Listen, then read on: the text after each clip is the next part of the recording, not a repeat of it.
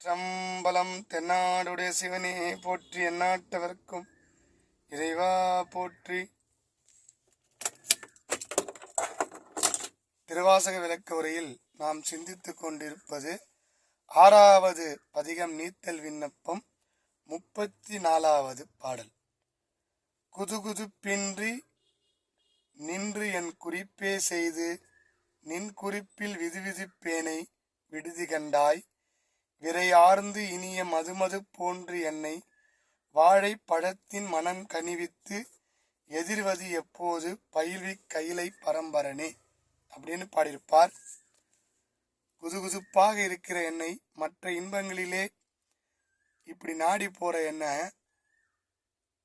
என் குறிப்பு அறிந்து நான் எதற்காக வந்தேன் இந்த உலகத்திற்குன்னு அறிந்த இறைவன் என்னை அவருடைய குறிப்பை அறியும்படி செய்தார்.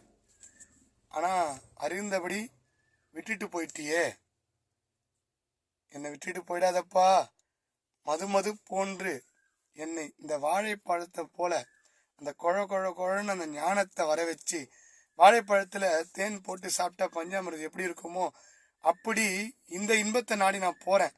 அதை எப்படியாச்சும் மாத்தி உன்னுடைய திருவடி பேரை அடையும்படி செய்யப்பா. எதிர்வது எப்போது என்னை பயில்வி கையிலை பரம்பரனேன்னு சொல்றார். கையிலையில உள்ள எம்பெருமானே என்னை எப்படியாச்சு கரை சேர்த்துறப்பான்னு கெஞ்சி பாடுறார். தொடர்ந்து சிந்திப்போம். திருச்சிற்றம்பலம்.